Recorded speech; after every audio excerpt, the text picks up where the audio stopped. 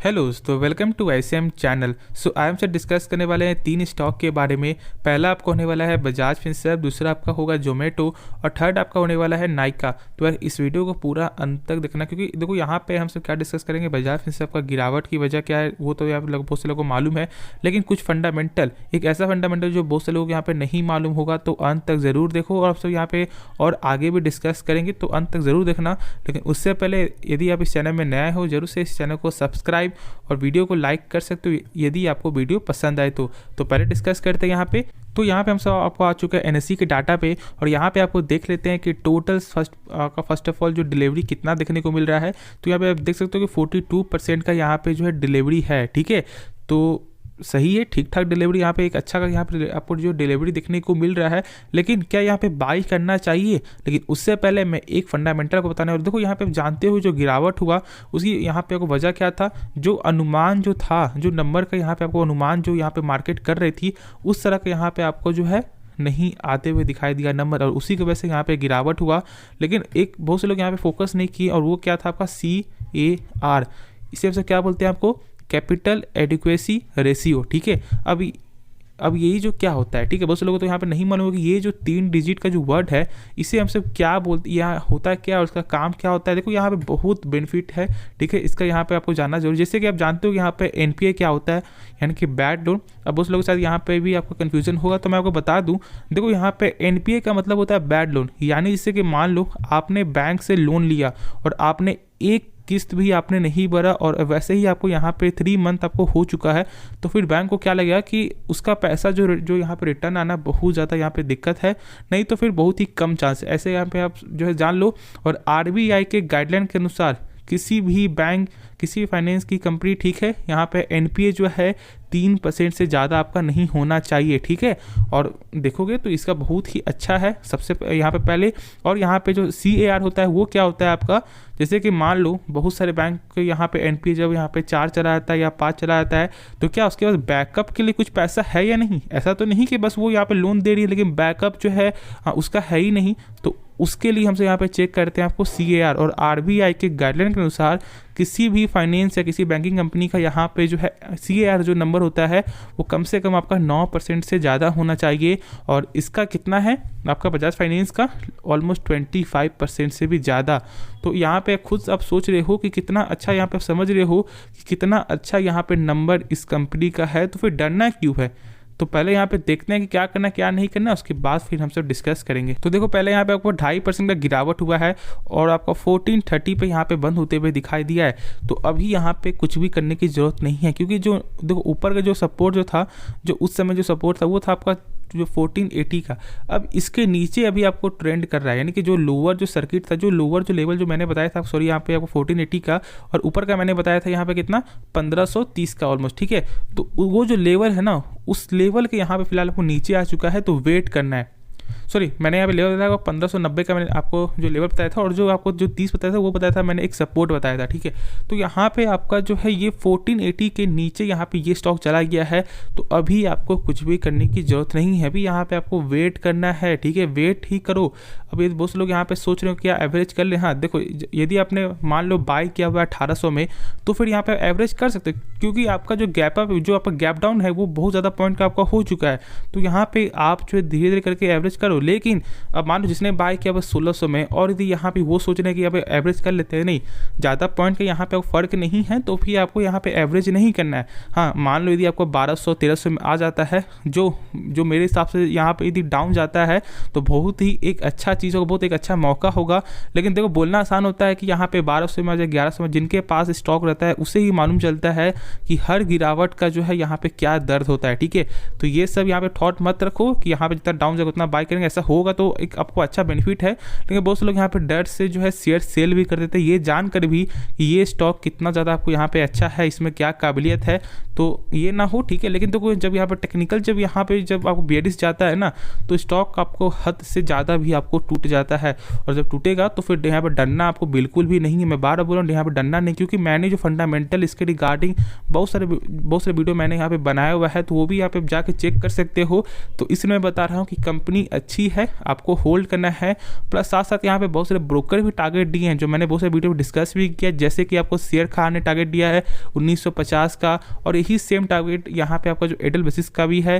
Plus यहाँ पे आपका ICICI डायरेक्ट का भी टारगेट जो है वो आपका 1850 का है, और आपका मोतीलाल ओसवाल ने भी यहाँ पे अपना जो टारगेट है वो यहाँ पे आपको बरकरार रखा है। जब यहाँ पे मार्केट का कुछ और अनुमान था नंबर का, उसके बाद भी कोई भी फर्क यहाँ पे आपको मोतीलाल ओसवाल ब्रोकर के हिसाब से कोई भी फर्क देखने को आपको नहीं मिला है। तो मैं इसलिए बोल रहा हूँ कि आपको होल्ड करना है, ठीक है, लेकिन अभी बाई मत करना। जो लोग यहाँ पे फ्रेश एंट्री के लिए सोच रहे हैं, जैसे बहुत लोग सोचते हैं कि क्या यहाँ पे फ्रेश एंट्री कर ले, नहीं, फ्रेश एंट्री नहीं करना, क्योंकि ये अपने जो है सपोर्ट्स के नीचे है और टेक्निकल भी कमजोर है। तो आपको एक अच्छा लेवल जरूर आपको देखने को मिल सकता है, ठीक है। तो एक बार खुद से सोच समझ के डिसीजन लेना, वही एक सही फैसला होगा। वरना फिर यहाँ पे आप ऐसा बोल सकते हो कि यहाँ पे मैंने बाई नहीं किया। तो खुद से एक बार जो है सोच समझ के ही डिसीजन आप लेना। और अब जान लो कि आप रिजल्ट के हिसाब से चेक करोगे तो रिजल्ट आपका जो है बहुत ही बेहतरीन रिजल्ट आपको देखने को मिला है। देख सकते हो कि यहाँ पे आपको जो सितंबर यानी Q2 के हिसाब से चेक करोगे तो आपका ईयर ऑन ईयर पे 15% का ग्रोथ है। प्रॉफिट चेक करोगे यहाँ पे 38% का ग्रोथ है। फिर प्लस आपका EPS चेक करोगे तो लगभग 39% का ग्रोथ ही आपको देखने को मिल रहा है ईयर ऑन ईयर के हिसाब से। अब यहाँ पे अभी चीज़ और जान रहे हो कि 30 जनवरी को Q3 का इसका नंबर आपको आने वाला है, और इसके लिए बहुत से लोग यहाँ पे इंतज़ार कर रहे हैं, वेट कर रहे हैं। तो देखो वेट करो, लेकिन अब ये मत समझना कि उस समय यहाँ पे स्टॉक में तेजी आ जाए, गिरावट हो, ये कोई नहीं जानता कि यहाँ पे नंबर कैसा आएगा। तो फॉर द लॉन्ग टर्म के लिए जब आपको ये स्टॉक अच्छा लग रहा है, बाई करो धीरे धीरे करके, ठीक है। लेकिन ऐसे कोई भी फैसला आप जो है मत लेना कि यहाँ पे जब नंबर आएगा तो ही हम सब बाई करेंगे, नहीं, ये नहीं। जब स्टॉक पसंद है, जब आपको यहाँ पे लेवल जब आपको अच्छा मिल रहा है, बाई आप कर सकते हो। देखो आगे जो भी डाउट है आप कमेंट में पूछ सकते हो, ठीक है। तो चलो नेक्स्ट स्टॉक के बारे में डिस्कस करते हैं। तो यहाँ पे डिस्कस करते हैं जोमेटो के बारे में। और जोमेटो में यहाँ पे चेक करोगे तो यहाँ पे 1.5% का गिरावट हुआ था पिछले मार्केट डे में। ऐसे लगभग यहाँ पे आपका ये जो स्टॉक टूटकर फिर से आपको 55 रुपया 45 पैसा पे आपको आते हुए दिखाई दे रहा है। बहुत लोग फिर से यहाँ पे ये जो है कमेंट आ रहा है कि क्या बाई करना सही रहेगा, क्या यहाँ पे अभी आपको सेल करे, क्या करना चाहिए। देखो सबसे पहले मैं एक चीज़ बता दूँ कंपनी के बारे में, पहले जो है कुछ फैक्ट यहाँ पे जान लो, यदि आपका यहाँ पे लॉन्ग टर्म पर्पस है या शॉर्ट टर्म पर्पस है। अब देखो बहुत से लोग यहाँ पे बोलते हैं कि जोमेटो खराब कंपनी है। देखो यहाँ पे बिजनेस के हिसाब से तो ये खराब कंपनी बिल्कुल भी नहीं है, क्योंकि आप अभी समझ रहे कि बहुत से लोग अभी भी जो है यहाँ पे रेस्टोरेंट बाहर जाकर यहाँ पे खाना नहीं चाहते हैं, वो डायरेक्ट ही आपको जोमेटो हो या स्विगी हुआ उनसे यहाँ पे वो खाना आपको मंगवा लेते हैं, ठीक है, क्योंकि उन्हें यहाँ पे कैशबैक मिल जाता है और कुछ अदर भी आपको बेनिफिट यहाँ पे देखने को आपको मिलता है। लेकिन अभी भी बहुत से लोग जो है जो अभी बाहर जाकर ही आपको प्रेफर करें। जैसे कि मान लो आप ही का जो यहाँ पे बर्थडे हो गया या वेडिंग हो गया, तो फिर यहाँ पे आप जो क्या जोमेटो से कुछ पार्टी करोगे, नहीं, आप बाहर जाकर ही एक अच्छे रेस्टोरेंट पे यहाँ पे आप खाना खाओगे। तो उस हिसाब से चेक करोगे तो अभी थोड़ा मार्केट यहाँ पे बड़ा है, लेकिन अभी और इसका यहाँ पे एक्सपेंड होगा। तो फॉर द लॉन्ग टर्म यदि आप देखोगे तो ये मार्केट ग्रो कर सकता है, क्योंकि आने वाले समय में ऐसा ही कुछ आपको लगभग सारे लोग यहाँ पे इसी तरह का यहाँ पे काम कर सकते हैं, ठीक है। तो फिर आगे आपको बेनिफिट है, आगे फॉर द लॉन्ग टर्म सोच रहे हो तो फिर दिक्कत वाली बात नहीं। लेकिन फॉर द शॉर्ट टर्म के लिए मैं आपको बता दूं कि कंपनी का फंडामेंटल तो बहुत ज़्यादा वीक है, और इसलिए मैं बोलता हूँ जब किसी कंपनी का जो फंडामेंटल वीक है तो प्रेजेंट में अभी बाई नहीं करना चाहिए, ये सोच करके क्या वो फ्यूचर में ग्रोथ करेगा या फिर नहीं करेगा, ठीक है। तो ये माइंडसेट मत रखो। अब बहुत लोग ऐसा हो सकता है शायद मुझे कमेंट पे बोले, लेकिन देखो जो सही है बस मैंने वही आपके साथ यहाँ पे शेयर किया है। जब यहाँ पे फंडामेंटल कमजोर है तो फॉर द लॉन्ग टर्म के लिए आप यहाँ पे कैसे आप पॉइंट ऑफ व्यू यहाँ पे आप रख रहे हो। देखो कंपनी का बिजनेस के हिसाब से A1 बिजनेस है, ठीक है, नंबर 1 है यहाँ पे आप बोल सकते हो। मार्केट के हिसाब से देखोगे तो कभी यहाँ पे 55 हो जाता है जोमेटो का, तो कभी आपका हो जाता है यहाँ पे स्विगी का हो जाता है। तो ये तो आपका बीच फासला है, लेकिन ऑलमोस्ट आपको 50% यहाँ पे देखने को मिलता है मार्केट के हिसाब से। लेकिन जब लॉस में है तो एक बार सोच समझ कर ही यहाँ पे आप बाई करना फॉर द लॉन्ग टर्म के लिए, क्योंकि जब प्रेजेंट खराब है तो लॉन्ग टर्म के लिए ज़्यादा नहीं सोचो, वही बेहतर होगा।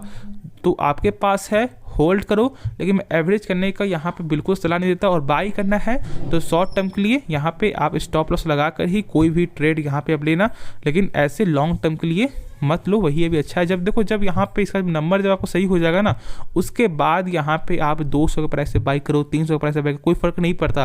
लेकिन जब अभी यहाँ पे नंबर खराब है तो वेट करो। अब मैं एक चीज़ और बता देता हूँ, यहाँ पे बहुत से लोग यहाँ पे आपको नंबर का इंतजार करता है कि जब नंबर यहाँ पे आने रहता है उस समय बाय करेंगे, ठीक है। वो सब फैसला, वो सब जो तरीका एक अच्छा तरीका है, लेकिन स्टॉप लॉस जरूर लगाना। तो चलो नेक्स्ट स्टॉक के बारे में डिस्कस करते हैं। देखो मेरा मेन पर्पस यहाँ पे क्या था कि अभी क्या करना चाहिए, तो चलो नेक्स्ट स्टॉक के बारे में जानते हैं। तो वे डिस्कस करेंगे यहाँ पे नायका के बारे में। और नायका के बारे में तो मैंने शुरू से ही कहा है, जब यहाँ पे 190 भी गया था उससे मैंने कहा था कि कुछ मत करो कुछ मत करो, और आज देखते देखते 140 तक भी 145 तक भी जाते हुए स्टॉक दिखाई दिया। तो जो मैंने कहा वही चीज़ आपको यहाँ पे देखने को मिला। बहुत से लोग मुझे यहाँ पे बोल रहे थे कि नहीं ऐसा नहीं होगा, तो आज यहाँ पे आप देख सकते हो। अब देखो मेरा यहाँ पे मेन पर्पस ये नहीं कि यहाँ पे आपको नीचे गिराना या फिर यहाँ पे आपका लॉस, नहीं, ये कुछ नहीं, क्योंकि ये मेरे हाथ में तो बिल्कुल भी नहीं है। अब ये लगभग सारे लोगों को मालूम, किसी के हाथ में नहीं है। अब देखो मैं एक चीज़ आपको बताता हूँ, कंपनी जो है ये नायका है ना, खराब नहीं है। ये अपने क्या कर रही है, मार्जिन को यहाँ पे कम की है, ठीक है, प्रॉफिट जो मार्जिन है उससे यहाँ पे कम की है। किस लिए? क्योंकि मार्केट में कंपटीटर ज़्यादा है, जैसे कि आपका अमेजन हो गया प्लस आपका फ्लिपकार्ट हो गया। तो जब यहाँ पे आपको मार्केट जब आपको रहना है तो कस्टमर को तो यहाँ पे आपका इस तरह का प्राइस दिखाना होगा, तो ही तो फिर वो यहाँ पे आपको फ्लिपकार्ट से वो स्विच करेंगे नायका पे, या आपको फिर यहाँ पे अमेजन से स्विच करेंगे नायका पे, ठीक है। तो उस हिसाब से चेक करोगे तो बहुत अच्छी कंपनी यहाँ पे काम कर रही है, और इसका ये नहीं कि फंडामेंटल ख़राब है, ठीक है। बस यहाँ पे पी जो है वो बहुत ही ज़्यादा है, और इसी के कारण मैंने यहाँ पे बोला था कि बाई मत करो, ठीक है। वैल्यूएशन बहुत ज़्यादा है, और जब स्टॉक गिरता है तो फिर कहाँ तक गिरे तब तक वेट करना चाहिए, जहाँ तक गिरेगा उसके बाद जब एक अच्छा, जब फिर से रैली आएगी, जब एक अच्छा बाउंस बैक दिखे, जो मैं आपको हमेशा से मैं आपको बताता हूँ कि किस प्राइस से बाई करना चाहिए, तो फिर मैं आपको बताता और उस समय बाई करते तो एक अच्छा फ़ायदा आपको देखने को मिलता। तो उस सब चेक करोगे, यदि आपके पास है नायका तो आपको होल्ड करना है, और एवरेज अभी मत करो। एवरेज कब करना है? जैसे कि मान लो यदि आपका यहाँ पे एवरेज लेवल, ठीक है, 200 के ऊपर है तो फिर कोई ज़रूरत ही नहीं है। यदि आपका यहाँ पे 150 हुआ, 170, 180 हुआ, तो फिर जब तक यहाँ पे आपको 240, 250 के ऊपर नहीं जाता है तब तक यहाँ पे बाई मत करना, वही अच्छा तरीका होगा, वही एक अच्छा फैसला होगा। बहुत लोग बोलेंगे कि नहीं, जब यहाँ पे उस समय जब आपको बाई करेंगे तो फिर अभी क्यों नहीं बाई कर ले। नहीं, देखो अभी ये टेक्निकल कमज़ोर है ना, जब टेक्निकल जब फिर से आपका स्ट्रॉन्ग होगा तो फिर हम सब यहाँ पर टेक्निकल के सपोर्ट की वजह से भी आपका पैसा बन सकता है, और आप चाहते हो कि यहाँ पे बाहर निकलना तो आप बाहर भी निकल सकते हो, ठीक है। लेकिन कंपनी खराब नहीं, बस ये अपने मार्जिन को कम करी है, तो इसके लिए यहाँ पे आप निश्चिंत रहो, डरो मत। ये नहीं कि कंपनी को सेल कर दो, ये जो है सबसे खराब डिसीजन है। जब कंपनी अच्छी होती है, जब फंडामेंटल स्ट्रॉन्ग है, तो फिर यहाँ पे आपको डरने की कोई ज़रूरत ही नहीं है। सिर्फ एक ही खराब है, वो है आपका इसका वैल्यूएशन, पी, और इसी की वजह से लोग जो है थोड़ा सा डरते हैं, और मैं भी यहाँ पे थोड़ा डरता हूँ, और इसी वजह से जो है मैंने आपको यहाँ पे ऐसा बताया है। तो होप शॉर्ट में मैं सारा कुछ यहाँ पे आपको क्लियर कर दिया है। तो मिलते हैं नेक्स्ट वीडियो में। तो यार इस वीडियो को अंत तक ज़रूर देख लेना, अंत तक आपने देख लिया होगा तो फिर वीडियो को लाइक कर दो, और चलो मिलते हैं नेक्स्ट वीडियो में। तो तब तक के लिए धन्यवाद।